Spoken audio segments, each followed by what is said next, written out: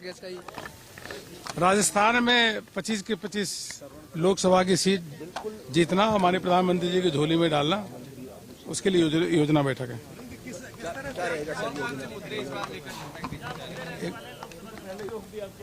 अभी जो केंद्र सरकार ने जो काम किया है, माननीय प्रधानमंत्री जी के नेतृत्व में जो काम किया है गरीब के कल्याण के लिए और किसानों के लिए, युवाओं के लिए जो काम किया है, जिस प्रकार से भारत का मान सम्मान बढ़ा है, उसको जनता के बीच में ले जाना, उसकी चर्चा करना। राम मंदिर भी बड़ा काम किया उन्होंने, राम मंदिर की प्राण प्रतिष्ठा हो रही है, तो क्या लगता है कि राम मंदिर को लेकर किस तरह जनता के बीच में आगे तक ये संदेश जाना चाहिए? देखिए, सभी की इच्छा है कि प्रभु रामलला जी वहाँ पे विराजमान हो रहे हैं। अयोध्या में भव्य राम मंदिर का वहाँ पर उद्घाटन हो रहा है, प्राण प्रतिष्ठा हो रही है और सदियों सदियों से लोगों की इच्छा थी और मन में भाव था कि जल्दी से जल्दी यह मंदिर बने और प्रभु राम जी वहाँ पे विराजमान हो। इससे अत्यंत खुशी की विषय क्या होगा? सब लोग प्रसन्न हैं, हर्षोल्लासित हैं। कुछ लोग है प्रसन्न है, वो कांग्रेस आरोप लगा रही है कि राजनीति कर रही है। नहीं, अपने आप जा रहे हैं राम भक्त, अपने आप जाएंगे। कभी भी जो होता है, जो कुंभ में स्नान होता है, तो ले आने की जरूरत थोड़ी होती है। अपने आप सब भक्त जाते हैं, गंगा मैया में डुबकी लगाते हैं, संगम में डुबकी लगाते हैं। इसीलिए हर व्यक्ति की यही इच्छा है कि वहां पे जाकर के प्रभु रामलला के दर्शन करे। अब वो जाने उनकी मति क्या है। कर रहे हैं कि साहब ये जबरदन राजनीति की जा रही है, अधूरा मंदिर पड़ा है, जबरन रोक दिया जा रहा है, कुछ लोग ऐसे कह रहे हैं। नहीं, इसमें किसी भी प्रकार का कोई राजनीति नहीं करना चाहिए।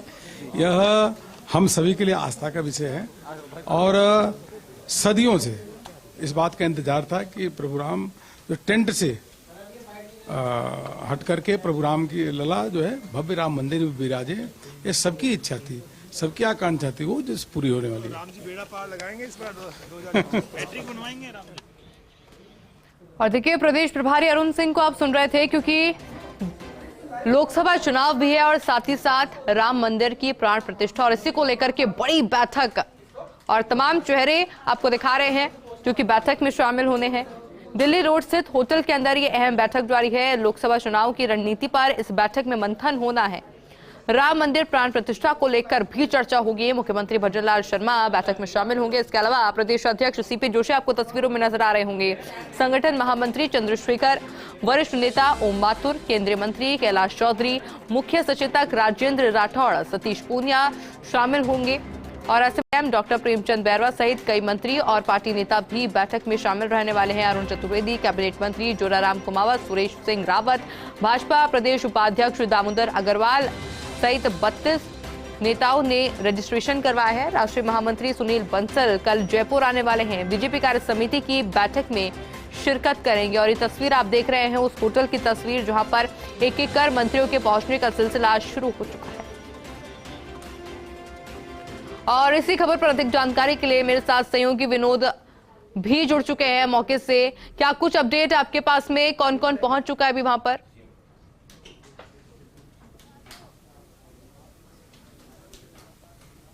विनोद, आवाज मिल पा रही है आपको? जी बिल्कुल। देखिए, लोकसभा कार्य योजना बैठक जो एक अहम बैठक है और भजनलाल सरकार में सत्ता और संगठन को लेके बिल्कुल आवाज आ रही है। देखिए, बैठक थोड़ी देर में शुरू हो जाएगी। बैठक में अभी चंद्रशेखर, संगठन महामंत्री मुकेश दादीज, मोतीलाल मीणा, देखिए कैलाश चौधरी, राजेंद्र राठौड़, संतोष अहलावत, सीआर चौधरी, सीपी जोशी, ओंकार सिंह लखावत, बाबूलाल खराड़ी, ओम माथुर जी, चुन्नीलाल गरासिया, महावीर पांचा, जोराराम जी, अरुण चतुर्वेदी, सुरेश सिंह रावत, सतीश पूनिया, प्रेमचंद बैरवा, दामोदर कमलनाथ और देखिए राजेंद्र सिंह जी, कन्हैयालाल जी, राजेंद्र गहलोत सहित देखिए 32 लोग पहुंच चुके हैं। और अभी प्रदेश प्रभारी अरुण सिंह आए थे, उन्होंने साफ तौर पर कहा कि देश के लिए मिशन 400 और राजस्थान के लिए मिशन 25 पर मंथन होगा, चिंतन होगा। लोकसभा चुनाव की रणनीति बनेगी, क्या कार्य योजना रहेगी, क्या रोड मैप रहेगा, ये 6 से 7 घंटे की बैठक में सबके सामने होगा। बहरहाल थोड़ी देर में बैठक शुरू होने वाली है। अब केवल सूबे के मुख्यमंत्री भजनलाल और भाजपा के राष्ट्रीय महामंत्री सुनील बंसल का इंतजार है। उनके आने के बाद बैठक शुरू हो जाएगी और बताया जा रहा है कि अगले 15 से 20 मिनट में दोनों यहाँ होंगे और यहाँ निजी होटल में 6 से 7 घंटे मंथन चलेगा। मंथन चिंतन केवल लोकसभा चुनाव को लेकर होगा कि किस तरीके से राजस्थान में 25 की 25 सीटों को साधा जाए और फिर रिकॉर्ड बनाया जाए। देखिए 2014 और 2019 में 25 की 25 सीटें जीती। 2019 में गठबंधन के तहत 25 सीटें आई, लेकिन अब केंद्र में भाजपा है, यहाँ भाजपा है, तो 25 की 25 सीटें भाजपा जीतने की कोशिश करेगी और इसी चीज को लेकर के मंथन चिंतन होगा, रोड मैप तैयार होगा, 7 घंटे अहम बैठक होगी। भजनलाल सरकार में सत्ता और संगठन से जुड़ी ये पहली बड़ी बैठक है जिसमें लोकसभा चुनाव की तैयारी, लोकसभा चुनाव का रोड मैप तैयार होगा कि किस तरीके से पूरे राजस्थान को साधना है। जातिगत समीकरण देखे जाएंगे, क्षेत्रीय समीकरण देखे जाएंगे, संभाग स्तर पर किसको जिम्मेदारी देनी है, जहां विधानसभा चुनाव में सीटें हारी थी वहां किस तरीके से कमबैक किया जा सकता है और हाल ही श्री करणपुर में भाजपा की हार के कारण क्या रहे, वो क्या कारण थे, क्या कमियां रही, इन सब का मंथन चिंतन होगा। लेकिन लोकसभा चुनाव को लेकर राजस्थान में 25 की 25 सीटें कैसे आ सकती हैं।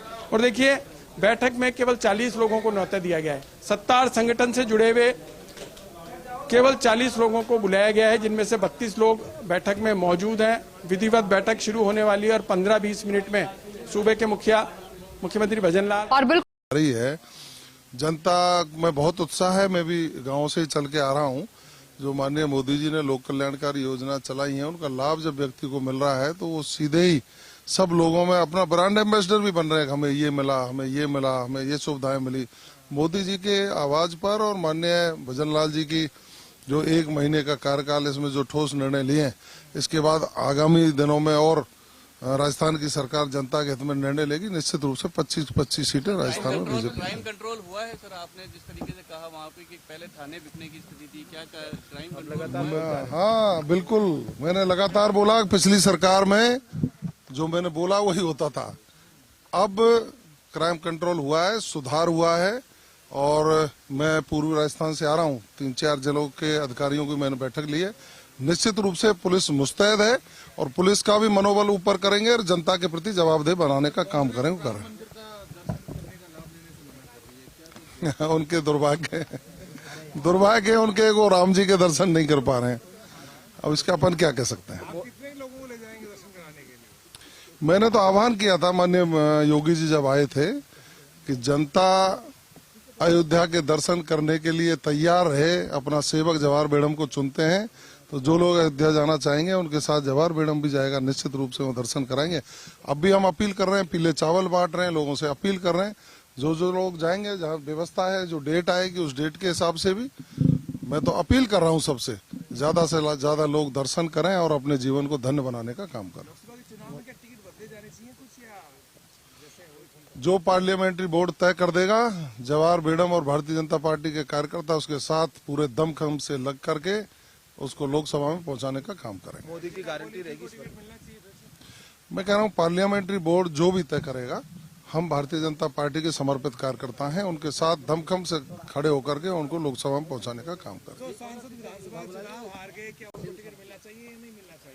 जो पार्लियामेंट्री बोर्ड तय करेगा, भारतीय बीजेपी की बड़ी बैठक होनी है। दिल्ली रोड से तो होटल में अहम बैठक होगी। लोकसभा चुनाव की रणनीति पर महामंथन किया जाएगा और इंतजार हो रहा है मुख्यमंत्री भजनलाल शर्मा का। राम मंदिर प्राण प्रतिष्ठा को लेकर भी चर्चा होगी। और देखिए प्रदेश भाजपा प्रभारी अरुण सिंह भी शामिल हो गए हैं और तमाम नेता वहां पर पहुंच चुके हैं, तमाम मंत्री पहुंच चुके हैं। मेरे साथ सहयोगी ऐश्वर्य प्रधान जो कि लगातार मौके से बने हुए हैं। ऐश्वर्य, क्या कुछ अपडेट आपके पास में? अब से कितनी देर में मुख्यमंत्री भजनलाल शर्मा वहां पर पहुंचेंगे और मीटिंग शुरू होगी?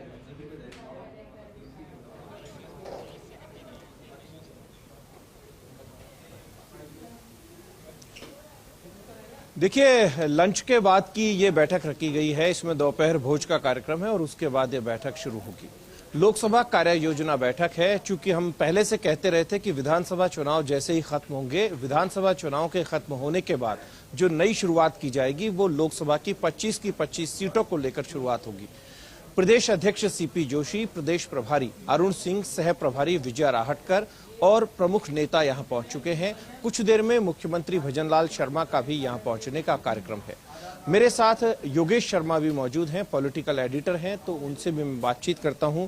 यहां पर क्या लगता है क्या कि इस बार 25 में से माना जा रहा है कि 10 टिकट चेंज हो जाएं और हो सकता है 15 भी हो जाएं? लगता है, क्योंकि विधानसभा चुनाव में तो कई चौंकाने वाली चीजें सामने आई थी, इस बार लगता है क्या ऐसा? देखिए ऐश्वर, अगर कांग्रेस पार्टी बड़े चेहरों को चुनाव लड़ाएगी, मान लीजिए अशोक गहलोत, सचिन पायलट, गोविंद डोटासरा, हरीश चौधरी, महेंद्र मालवीय, तमाम बड़े चेहरे हैं कांग्रेस पार्टी के, अगर ये चुनाव लड़ते हैं, मुरारीलाल मीणा, तो निश्चित रूप से भारतीय जनता पार्टी बदली हुई रणनीति के साथ मैदान में उतरेगी।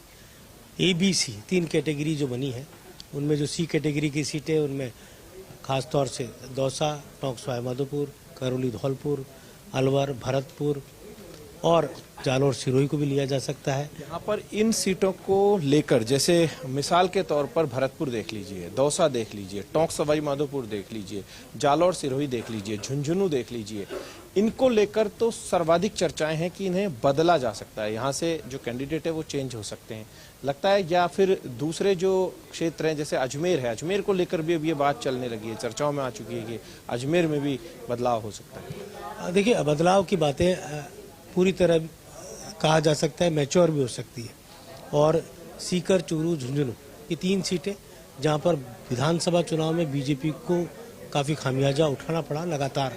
वहाँ कांग्रेस ने खास तौर से किसान पट्टी या जाट बेल्ट में अपनी मजबूत उपस्थिति दर्ज कराई, तो ऐसे में वहाँ भी टिकट चेंज की बात सामने आ सकती है। वहाँ जो सांसद लड़े थे नरेंद्र झुंझुनू में, वो चुनाव हार गए। देवजी पटेल जालौर सिरोही में सांसद का चुनाव, जो सांसद है वो चुनाव हार गए विधानसभा का। उधर भागीरथ चौधरी अजमेर में थे, वो चुनाव हार गए विधानसभा का। तो ये कहा जा सकता है कि और कुछ रद्दोबदल भी किया जा सकता है, कुछ चर्चित चेहरे भी सामने आ सकते हैं। वो चर्चित चेहरे जिनको लेकर हम लगातार बातें करते हैं, 2 ऐसे बड़े नाम, राजेंद्र राठौड़ का नाम, सतीश पूनिया का नाम, कि उनको कहाँ एडजस्ट किया जाएगा। ये दोनों बड़े चेहरे, अगर एक को भी लोकसभा चुनाव लड़ाया गया तो दूसरे को भी लड़ाया जाएगा। एक और चर्चा चल निकलती है, जैसे ही अश्विनी वैष्णव जयपुर आते हैं तो ना जाने क्यों समर्थक सभी नेताओं के होते हैं, उनके भी समर्थक हैं, उनके समर्थक भी एकदम जोश में आ जाते हैं और बोलते हैं कि हो सकता है वो जयपुर आ जाएं, जयपुर ग्रामीण आ जाएं, इस तरीके की चर्चाएं भी चलती हैं। ये बात सही है, अश्विनी वैष्णव का ससुराल जयपुर ग्रामीण में है, नरेला जो है उनका ससुराल है, और जयपुर में उनकी सक्रियता है। जयपुर शहर और जयपुर देहात दोनों ही सीटों पर भारतीय जनता पार्टी की मजबूत उपस्थिति है। अब राज्यवर्धन सिंह राठौड़ विधायक बन गए, मंत्री बन गए हैं, तो एक तरह से जयपुर ग्रामीण की सीट खाली हो गई है। अब वहाँ राजपूत फैक्टर को लाया जाए या गैर राजपूत को लड़ाया जाए, सतीश पूनिया की भी दावेदारी उस सीट से बनती है। तो ऐसे में अब भारतीय जनता पार्टी को पॉलिसी पर डिस्कस करना होगा। लोग एक नई चर्चा चला रहे हैं कि दौसा जैसी सीट पर इस बार गोलमा देवी भी लड़ सकती है, इस तरीके की चर्चाएं भी चल रही हैं। ये बात सही है। इस बारे में डॉक्टर किरोड़ीलाल मीणा के बगैर कोई भी पूरी पट्टी जो खास तौर से ईस्ट राजस्थान की है, अगर सचिन पायलट टोंक सवाई माधोपुर से लोकसभा लड़ते हैं तो आप मान के चलिए कि पूरे पूर्वी राजस्थान की परिस्थिति जातिगत तौर पर बदली हुई रहेंगी। उस तरीके से आपको डॉक्टर किरोड़ी को एंटरटेन करना होगा। अभी तक की जो पॉलिटिक्स है बीजेपी की, उसमें किरोड़ीलाल मीणा के समर्थक मायूस हैं, वो खुश नहीं है। जिस तरह के डिपार्टमेंट डॉक्टर किरोड़ीलाल मीणा को दिए गए, उसको लेकर उनके मन में जो बात थी कि उप मुख्यमंत्री की चर्चाएं थी, उनको लेकर बड़े डिपार्टमेंट देने की बात थी, लेकिन ऐसा हो नहीं पाया। और ऐसे में किरोड़ीलाल मीणा जब तक संतुष्ट नहीं होंगे तब तक मुझे नहीं लगता वो अपनी पत्नी को आगे करेंगे। पार्टी की रणनीति कुछ भी हो। दूसरी ओर जसकौर मीणा और बाकी जो वहाँ पर मीणा छत्रप है, चाहे रामकिशोर मीणा है या और जो वीरेंद्र मीणा दूसरे नाम चल रहे हैं, उनकी वो खिलाफ है डॉक्टर किरोड़ीलाल मीणा के। हाँ, चर्चाएं यहाँ तक भी चल जाती हैं कि मैं अभी जालौर की, सिरोही की, या फिर उदयपुर की, उदयपुर ग्रामीण की, या दूसरी सीटों की, राजसमंद की, चित्तौड़गढ़ की, इनकी बात करूं, उससे पहले या बाड़मेर की, उससे पहले एक सीट और है जो सबसे ज्यादा चर्चाओं में रहती है, वो है टोंक सवाई माधोपुर। ना जाने क्यों टोंक सवाई माधोपुर को लेकर कई तरीके के नाम चर्चाओं में आते हैं। मुझे याद आता है कि पिछली बार लोकसभा में जो नाम था और सौम्या गुर्जर का भी पैनल में नाम था, इस तरीके का कोई चेहरा, या फिर डॉक्टर अलका गुर्जर राष्ट्रीय मंत्री के तौर पर है, इस तरीके के चेहरे भी आ सकते हैं। बिल्कुल, बीजेपी में तो नाम चल रहे हैं, सौम्या गुर्जर का भी ले सकते हैं अपन, चाहे अलका सिंह गुर्जर का भी ले सकते हैं, और जौनापुरिया जो वहाँ से मूल रूप से सांसद अभी अंदर एंट्री हुई उनकी, और क्योंकि जौनापुरिया भी बड़ा चेहरा है, बड़ा नाम है, गुर्जर समाज के अंदर। लेकिन अगर सचिन पायलट का टिकट होता है तो फिर पूरी परिस्थिति, राजनीतिक समीकरण उस सीट का बदल जाएगा। फिर मान के चलिए कि भारतीय जनता पार्टी को गैर गुर्जर पे ही विश्वास करना पड़ेगा अगर सचिन पायलट लड़ते हैं। सचिन पायलट की सक्रियता भी नजर आई थी और सचिन पायलट ने एक बयान भी दिया था डॉक्टर किरोड़ीलाल मीणा को लेकर कि जैसा किरोड़ीलाल मीणा चाहते थे वैसा उनको नहीं मिला पोर्टफोलियो। तो ये एक सोची समझी पायलट की टिप्पणी थी जिसको लेकर राजनीतिक हलकों में बड़ी। सचिन पायलट अच्छी तरीके से जानते हैं कि अगर इस टिप्पणी को करूंगा, क्योंकि ये वही किरोड़ीलाल मीणा है जो पिछले दिनों जब सचिन पायलट उप मुख्यमंत्री बने थे और बाद में उप मुख्यमंत्री नहीं रहे थे तो यही किरोड़ीलाल मीणा उन्हें लगातार घेरते थे, मुझे याद आता है। और आज उसी अंदाज में सचिन पायलट घेरते नजर आते हैं। लेकिन विश्नोई पॉलिटिक्स को, जाट पॉलिटिक्स को और राजपूत पॉलिटिक्स को पश्चिमी राजस्थान में दरकिनार नहीं किया जा सकता। वहां इस तरीके के कोई प्रयोग हो सकते हैं कि मुझे याद आता है कि अजमेर में रावत समाज से उतारा जाता था, लेकिन इस बार बीजेपी ने रावत समाज को तवज्जो दी है। बहुत अच्छा फैसला है कि कैबिनेट मंत्री बनाया है। तो है कि आफ्टर परिसीमन रावत वोट बटा अजमेर लोकसभा और राजसमंद लोकसभा में। अब राजसमंद की सीट का आप गणित देखिए, डेगाना से शुरू होता है राजसमंद और फिर जाके बिल्कुल टेल तक पहुंचता है, नाथद्वारा तक। तो ये अपने आप में वैसी सीट है जिसको लेकर दिया कुमारी सांसद थी, अब वो उप मुख्यमंत्री है, राज्यवर्धन राठौड़ सांसद थे, अब वो मंत्री है। तो कुछ सीटें तो वैसे ही खाली हो गई। और बदली हुई परिस्थितियों में क्या भारतीय जनता पार्टी इस मॉडल पर विचार करेगी कि हारे हुए नेताओं को किस तरह से चुनाव लड़ाया जाए। ये बड़ी मतलब बात हो जाएगी कि हारे हुए नेताओं में अगर लड़ाया जाता है तो सबसे पहला नाम राजेंद्र राठौड़, जिनकी उपयोगिता विधानसभा में भी बहुत महसूस की जा रही है, लेकिन ऐसा हो नहीं पाया। और सतीश पूनिया, जिनको दरकिनार किया नहीं जा सकता, उनको किस तरह की भूमिका में लाया जाएगा, उनको सांसद का चुनाव लड़ाया जाएगा, चाहे यहाँ से लड़ाए जयपुर ग्रामीण से या और अजमेर की सीट से लड़ाए। राजसमंद सीट से नाम चल रहा है राजेंद्र राठौड़ का। वो खुद राजसमंद का दौरा भी करके आ चुके हैं, वहाँ की भौगोलिक स्थिति को देखकर भी आ चुके हैं। तो कुल मिलाकर कहा जा सकता, लेकिन पॉलिसी, लेकिन जितना मैं राजेंद्र राठौड़ को जानता हूँ वो जहां जाते हैं उससे थोड़ा सा अलग करते हैं। वो पहुंचे राजसमंद है, चर्चाएं राजसमंद की हो गई है और हो जाए कुछ और ही, कुछ समझा नहीं जा सकता। और वो अच्छे से जानते हैं कि अमित शाह, नरेंद्र मोदी, जेपी नड्डा इनके मिजाज को, तो वो भी जानते हैं कि ठीक है कि गालिब दिल को खुश रखने का ख्याल अच्छा है। कि जैसे राजा खेड़ा की एक चर्चाएं चलती रही लगातार कि राजेंद्र राठौड़ राजा खेड़ा जा सकते हैं, इस तरीके की चर्चाएं चली, ऐसे ही अब लोगों ने राजसमंद की चला दी उन्हें। तो मुझे लगता है राजा खेड़ा जाते तो ज़्यादा ठीक रहता, हो सकता है चुनाव भी जीत जाते वहाँ से। लेकिन जो सबसे मजबूत चर्चा है उसमें भारतीय जनता पार्टी को दलित वोटों को लेकर एक अलग तरह की रणनीति को देखा जा रहा है, क्योंकि दलित वोट अभी फिर से किसका है विधानसभा के इलेक्शन। देश में दूसरे कानून मंत्री मेघवाल जैसी शख्सियत का बनना, तो मेघवाल से कितना प्रॉफिट होगा। तो दूसरी तरफ मंत्री और 3 दलितों को इतनी तवज्जो कि उप मुख्यमंत्री एक दलित को बनाया, एक दलित को शिक्षा मंत्री बनाया, एक को मुख्य सचेतक बनाया है। तो इस तरीके के जो फैसले हैं वो भी सामने हैं। और मंजू बागमार, बिल्कुल पर्दे के पीछे इन फैसलों का कारण यही है कि दलित वोटों को साधना, जो परंपरागत रूप से कांग्रेस का वोट है। लेकिन अभी जो कर्णपुर का इलेक्शन हुआ वहाँ दलित वोट वापस किसका, कांग्रेस में गया। तो जो समीकरण है गंगानगर और सीट का, लोकसभा की सीट का, गंगानगर का, हनुमानगढ़ का, उस सीट पर बड़ी संख्या में, आपको मैं बताऊं ऐश्वर्य की पूरे हिंदुस्तान में गंगानगर हनुमानगढ़ वो लोकसभा की सीट है जहाँ सर्वाधिक दलित मतदाता है। तो ऐसे में उस सीट पर क्या टिकट बदला जाएगा निहाल चंद का, कोई नया चेहरा लाया जाएगा, या बीकानेर में अर्जुन मेघवाल है क्या उनको उधर शिफ्ट किया जाएगा। कुछ न कुछ ऐसा चल रहा है कि जिससे साधने की रणनीति पे काम। ये तो बड़े चेहरे हैं आज की डेट में, अर्जुन राम मेघवाल हैं, गजेंद्र सिंह शेखावत हैं, कैलाश चौधरी हैं। ये ऐसे नाम है कि इनको तो पार्टी प्रमोट ही करेगी और भी बड़ा कद बढ़ेगा। गजेंद्र सिंह शेखावत का जो कद है वो पूरे देश भर में एक बड़ा कद आज की डेट पे बन चुका है और बड़े राजपूत क्षत्रप हैं। लेकिन मुझे लगता है कि 25 में से प्रयोग जो है वो 17 तक भी पहुंच सकते हैं या 15 तक प्रयोग पहुंचेंगे, क्योंकि प्रयोग तो पार्टी करेगी, क्योंकि पार्टी ने जिस तरीके से चौंकाने वाले फैसले किए और चेहरा सिर्फ नरेंद्र मोदी होंगे, राम मंदिर सामने है। तो ऐसे में चीजें सभी के सामने क्लियर है, सभी जानते हैं कि चीजें क्या है, चेहरा सिर्फ और सिर्फ मोदी है। देखिए, लोकसभा की जो कार्य योजना की बैठक है उसमें इन तमाम बातों पर फोकस है और दिल्ली क्या सोच रही है। वो अरुण सिंह अवगत कराएंगे सभी को कि दिल्ली क्या सोच रही है। सबसे पहला कि अयोध्या में राम मंदिर के निर्माण के बाद, प्राण प्रतिष्ठा के बाद जिस तरह के कार्यक्रम है, वो हर लोकसभा क्षेत्र में राममय लोकसभा क्षेत्र को बनाया जाना, लोकसभा चुनाव तक राममय वातावरण वहाँ तैयार किया जाए, ये बड़ा फोकस है, जिसका लाभ चुनाव के अंदर मिले। ऐसा भी हो सकता है कि जैसे 22 तारीख खत्म हो, 22 तारीख खत्म होने के बाद कोई राम यात्राएं जैसी निकलना शुरू हो जाए अलग अलग क्षेत्रों में, या कुछ इस तरीके की प्लानिंग हो।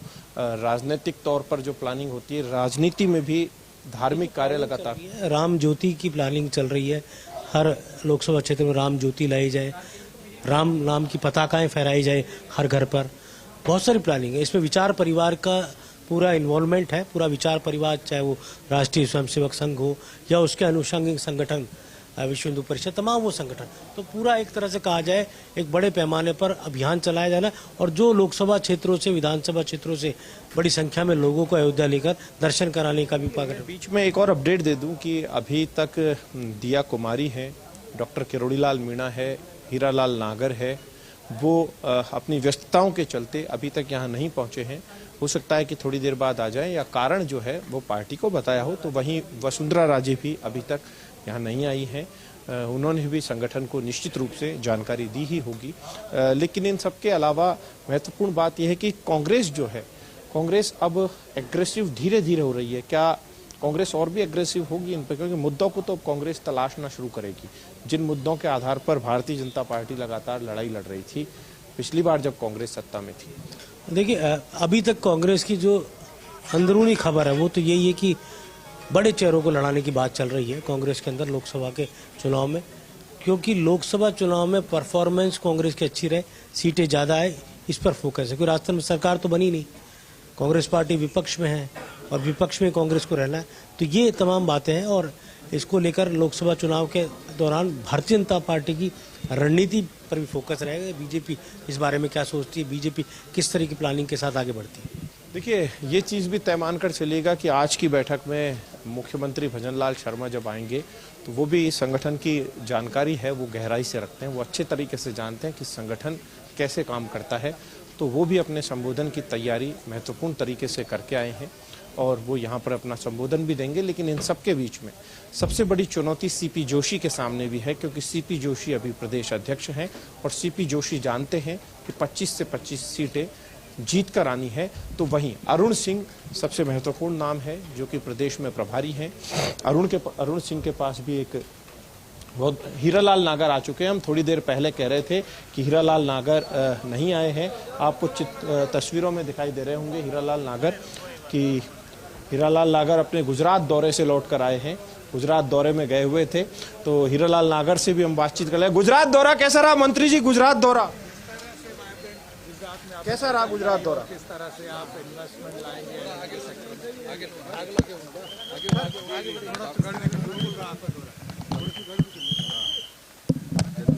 देखिए, वाइब्रेंट गुजरात में जिस तरह से हमारा माननीय प्रधानमंत्री जी नरेंद्र जी मोदी का सपना है कि हमारा विकसित राष्ट्र बने, मैंने देखा कि वहां पे विकसित गुजरात बन चुका है और उसी तर्ज पर विकसित राष्ट्र बने, इसके लिए वहां की योजनाओं का अध्ययन किया है। गुजरात मॉडल को हम अध्ययन करके, और इस ऊर्जा के क्षेत्र में गुजरात हमसे बहुत आगे है और सेल्फ डिपेंड है, आत्मनिर्भर गुजरात है। उन योजनाओं में मैंने वहाँ के मुख्यमंत्री जी से भी मिले, उनसे मीटिंग भी हुई, वहाँ के अधिकारियों से भी बातचीत करी और वहाँ की योजनाओं को लेकर के आए हैं।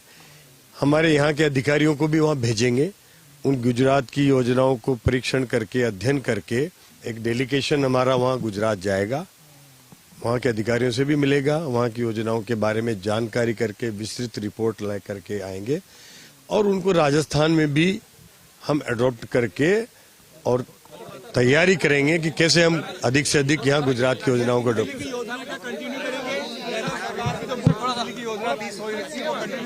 है कि उसके बारे में हम विचार करेंगे, आगे बातचीत करेंगे।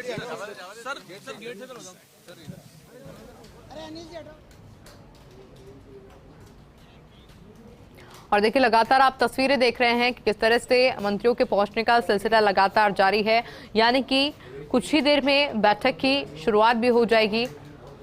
और इसके बाद में जिस तरह से ऐश्वर्य जानकारी भी दे रहे थे, योगेश जी जिस तरह से जानकारी दे रहे थे कि क्या बड़े चैलेंजेस होने वाले हैं भारतीय जनता पार्टी के लिए, क्या कुछ अब उनके फोकस रहने वाले हैं।